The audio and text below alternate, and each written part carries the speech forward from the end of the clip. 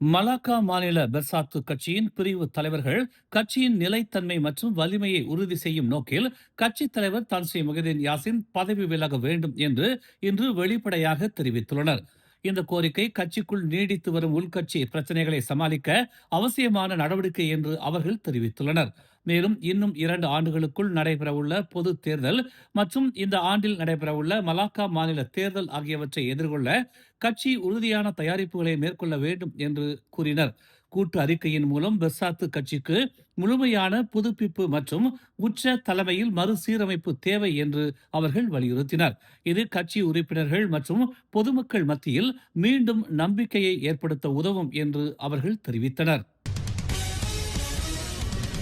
சீன புத்தாண்டு விடுமுறையை முன்னிட்டு மக்கள் தங்கள் சொந்த ஊர்களுக்கு செல்ல தொடங்குவதால் இந்த வார இறுதி முதல் தலைநகரிலிருந்து வெளியேறும் மற்றும் நுழையும் வாகன போக்குவரத்து கணிசமாக அதிகரிக்கும் என்று எதிர்பார்க்கப்படுகிறது.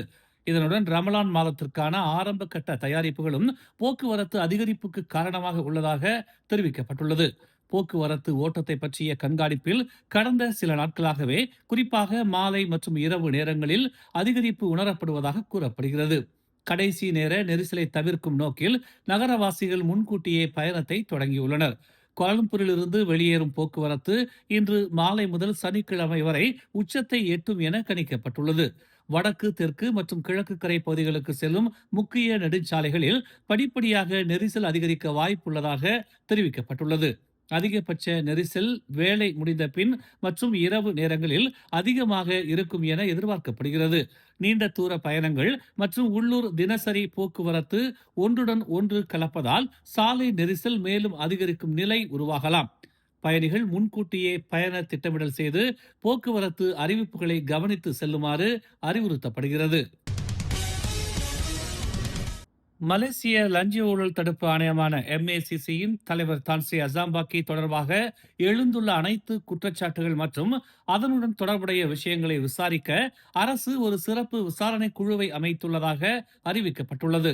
பிரதமர் டரஸ்ரீ அன்வார் இப்ராஹிம் தலைமையில் நடைபெற்ற அமைச்சரவை கூட்டத்தில் இந்த முடிவு எடுக்கப்பட்டதாக அரசு செய்தி தொடர்பாளர் டத்தோஃபாமி ஃபாஜில் தெரிவித்துள்ளார்.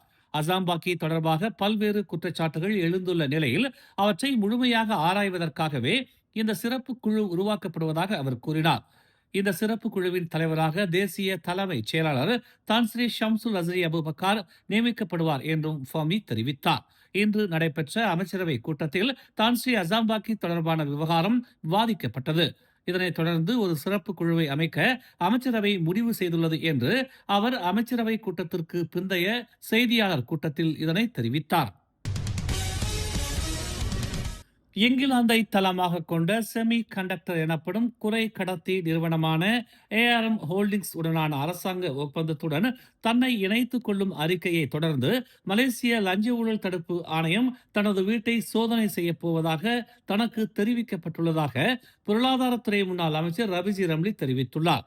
அரசாங்கத்தை விமர்சித்து வரும் ரபிஜி இது போன்ற மிரட்டல் தந்திரங்களால் தாம் கலங்கவில்லை என்று தெரிவித்தார்.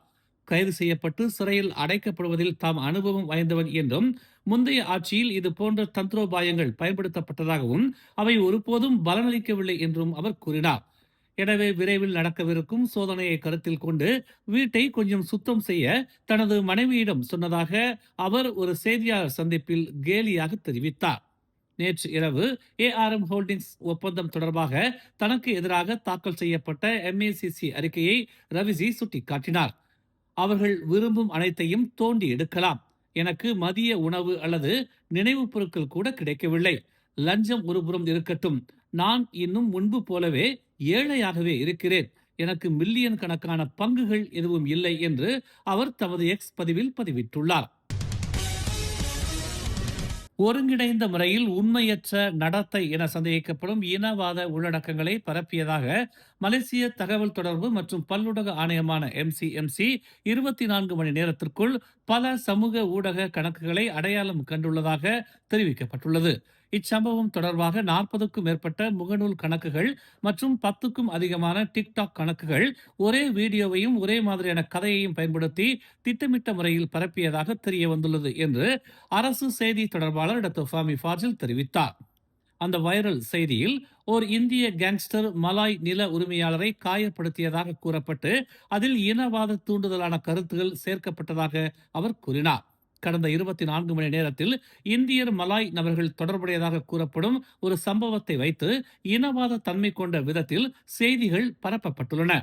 பெரும்பாலான பதிவுகளில் அதே வீடியோவும் அதே வாசகங்களும் பயன்படுத்தப்பட்டுள்ளன என்று அவர் அமைச்சரவை கூட்டத்திற்கு பிந்தைய செய்தியாளர் சந்திப்பில் தெரிவித்தார். இந்த விவகாரத்தில் எம்சி தொடர்ந்து கண்காணித்து நடவடிக்கை எடுக்கும் என்றும் அவர் குறிப்பிட்டார். வரும் மலாக்கா மாநில தேர்தலில் அம்னோ மற்றும் பாஸ் கட்சிகள் இணைந்து செயல்பட வேண்டும் என்ற அழைப்பை விடுத்த அம்னோ இளைஞர் பிரிவு தலைவர் டாக்டர் அக்மால் சலே பரிசான் நேஷனல் மற்றும் பக்கத்தன் ஹரப்பான் கூட்டணிக்குள் ஒரு உள்ளக எதிரி என குற்றம் சாட்டப்பட்டுள்ளார். மலாக்கா மாநில டிஏபி, பிகேஆர் மற்றும் அமானா ஆகிய கட்சிகளின் இளைஞர் பிரிவு தலைவர்கள் தற்போதைய கூட்டணியுடன் இணைந்து செயல்பட மறுத்து எதிர்க்கட்சியான பாஸ் கட்சியுடன் கூட்டணி குறித்து பேசுவது அக்மாலின் அரசியல் நோக்கத்தை கேள்விக்குள்ளாக்குகிறது என்று தெரிவித்தனர்.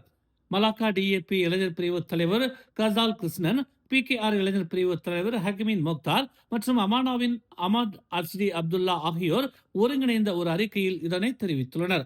மாநில நிர்வாகத்தின் உறுப்பினராக அவர் நிலைத்தன்மை, வளர்ச்சி மற்றும் மக்களின் நலன் மீது கவனம் செலுத்த வேண்டும். கவலை உணர்வுகளை தூண்டும் அரசியல் தேவையில்லை என்று அவர்கள் குறிப்பிட்டுள்ளனர். உள்ளக எதிரி என்ற சொற்றொடர் இச்சூழலில் பொருத்தமானது. தற்போதைய மாநில அரசின் மீது மக்களின் நம்பிக்கையை குறைக்கும் செயல்கள் பரிசான் நேஷனல் மற்றும் பக்கத்தான் ஹரப்பானுக்கு பின்னடைவையை ஏற்படுத்தும் என்று அவர்கள் சுட்டிக்காட்டினர். மெர்லிமாவ் தொகுதி சட்டமன்ற உறுப்பினரான அக்மால் மலாய் அரசியல் பிளவு சமூகத்தின் தாக்கத்தை பலவீனப்படுத்தியுள்ளதாக கூறி அம்னோ மற்றும் பாஸ் இணைந்து செயல்பட வேண்டும் என்று வலியுறுத்தினார். நகர மையங்களுக்கு வெளியே மலாய் மக்கள் அச்சுறுத்தலுக்கு உள்ளாகின்றனர் என்ற மனப்பாங்கு அதிகம் காணப்படுவதாகவும் அக்மால் தெரிவித்தார். இதற்கு பதிலளித்த பக்கத்தான் ஹரப்பான் இளைஞர் பிரிவு தலைவர்கள் இந்த கருத்து தவறானது என்றும் மலாய் சமூகத்தில் பயத்தை தூண்டுவதே நோக்கமாக இருப்பதாகவும் சாடினர். அவர் அம்னோ மற்றும் பரிசான் நேஷனல் தலைமையிலான மாநில செயற்குழுவின் உறுப்பினர். அப்படியானால் முதலமைச்சர் அப்துல் ரவுப் யூசோ தலைமையிலான மாநில அரசு மலாய் மக்களை பாதுகாக்க தவறிவிட்டதா என்று அவர்கள் கேள்வி எழுப்பினர். அரசியல் லாபத்திற்காக பய உணர்வுகளை பயன்படுத்தாமல் மக்களுக்காக பணியாற்றி மலேசியர்களை ஒருங்கிணைப்பதில் கவனம் செலுத்த வேண்டும் என்று அக்மாலை அவர்கள் வலியுறுத்தினர். ஈப்போ தஞ்சோங் மாலிம் பகுதியில் சுங்கை பெர்லாம் ஆற்றில் நீந்திக் கொண்டிருந்த போது உப்சி பல்கலைக்கழகத்தைச் சேர்ந்த மாணவர் ஒருவர் நீரில் மூழ்கி உயிரிழந்தார். நேற்று மாலை 6:57 மணி அளவில் 23 வயது முகமது அஃபீக் ஐசாத் முகமது ஷுக்ரி தொடர்பான சம்பவம் குறித்து தகவல் கிடைத்ததாக பேரா தீயணைப்பு மற்றும் மீட்புத்துறையின் உதவி இயக்குனர் சபாரோஜி நோர் அமாட் தெரிவித்தார். அவர்கள் முதலில் இருந்த இடத்திலிருந்து சுமார் 10 மீட்டர் தூரத்திற்கு பலமான நீரோட்டத்தில் அடித்துச் செல்லப்பட்டதாகவும் பாதிக்கப்பட்டவர் ஆற்றின் ஆழமான பகுதியில் சிக்கிக் கொண்டதாகவும் மற்ற இருவர் ஆற்றின் அடர்ந்த நீரில்லாத பகுதிக்கு தள்ளப்பட்டு தங்களை காப்பாற்றிக் கொண்டனர் என்றும் அவர் ஒரு அறிக்கையில் தெரிவித்தார். பின்னர் பொதுமக்கள் உதவியுடன் பாதிக்கப்பட்டவர் கரைக்கு கொண்டு வரப்பட்டார். சம்பவ இடத்தில் மீட்பு பணியாளர்கள் அவசர உதவி வழங்கினர். ஆனால் சுகாதார அமைச்சின் மருத்துவ குழுவினர் அவரை பரிசோதித்து உயிரிழந்ததாக அறிவித்தனர். உடல் மேலதிக நடவடிக்கைக்காக போலீசாரிடம் ஒப்படைக்கப்பட்டுள்ளது. மேலும் செய்திகளை தெரிந்து கொள்ள தமிழ் மலர் இணையதளம், தமிழ் மலர் செயலி மற்றும் மலர் டிவி யூடியூப் சேனலை வலம் வாருங்கள். எங்களோடு இணைந்திருக்க மலர் டிவியை பதிவு செய்து கொள்ளுங்கள். உறவுகள் மகிழ்ந்திட விருப்பம் மற்றும் பகிர்வு சேவையை சொடுக்கிடுங்கள்.